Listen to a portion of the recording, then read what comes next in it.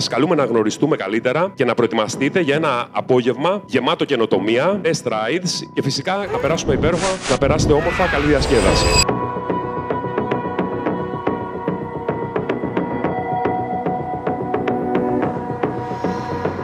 Είπανε από το εργοστάσιο κατασκευής ότι με γνώμονα τον αναβάτη εξελίξανε αυτό το προϊόν έτσι ώστε να δημιουργήσουν μια εμπειρία η οποία να είναι ξεχωριστή.